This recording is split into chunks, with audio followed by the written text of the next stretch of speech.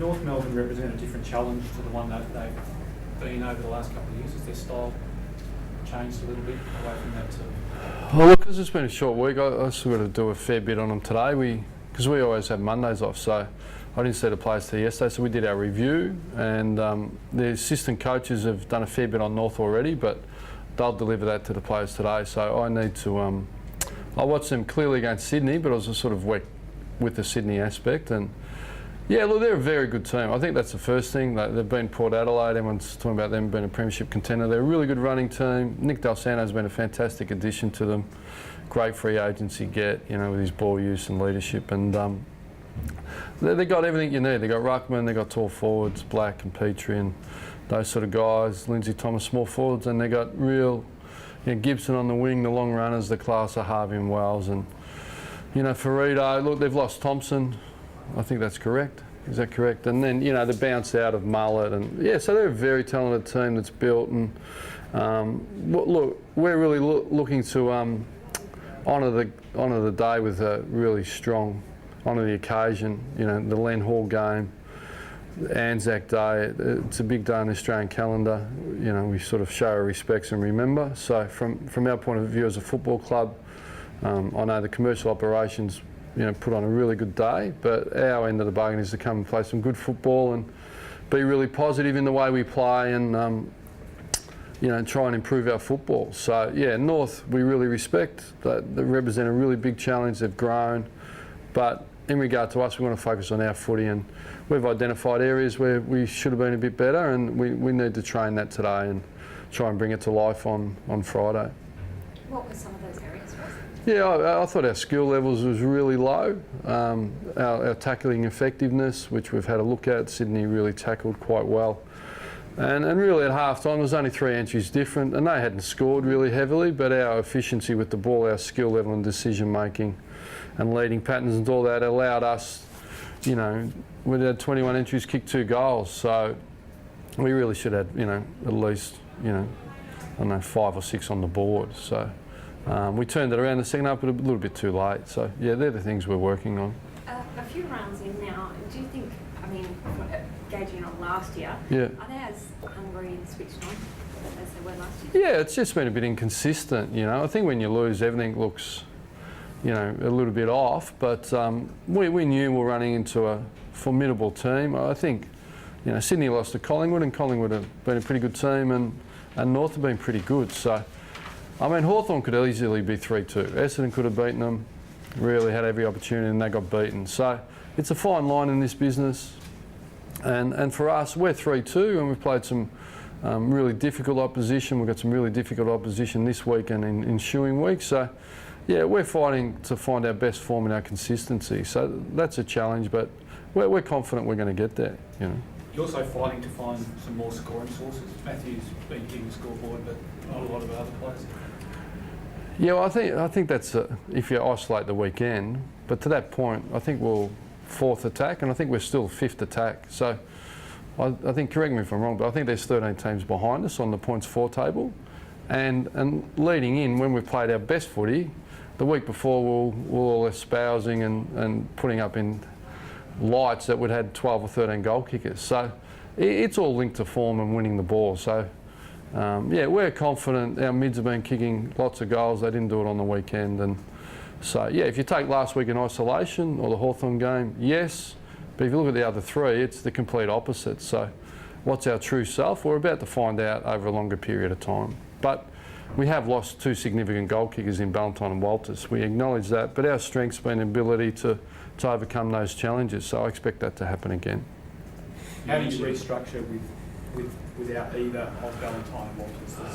Yeah, I've learned some lessons over a period of time. We learn it. Just stick with your structure, really, rather than pulling apart your defence or your midfield. So we just like to replace like for like, really. So, yeah, there won't be too many changes. Obviously, Hayden's forced. We've got a number of players that are vying for that spot. Are we going to make too many changes? There's no panic stations here. We've clearly identified, like I've already alluded to, what we need to improve upon. There's going to be no axe wielded here. This group has done a lot right for a long time. We've got some good young players to complement our leaders. So, yeah, we'll train well, prepare well, and, you know, there's one forced change. Will there be more? Maybe, but unlikely. Who are some of the guys vying to come in to replace Valentine? Yeah, the usual suspects. You've got Ibbotson and you've got Silvani.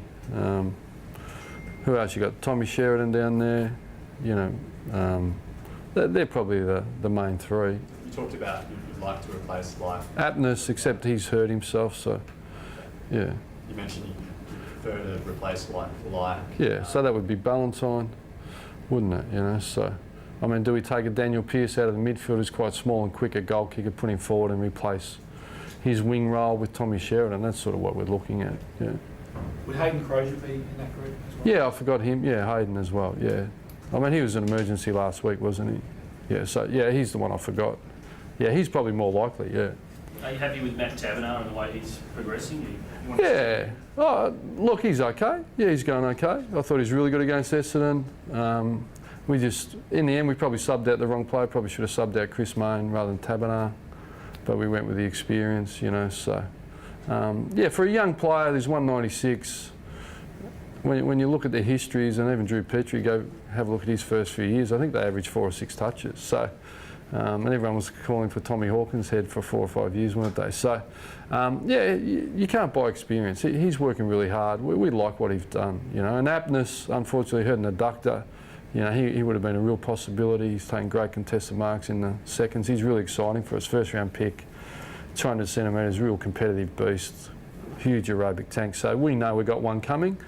And yeah, so.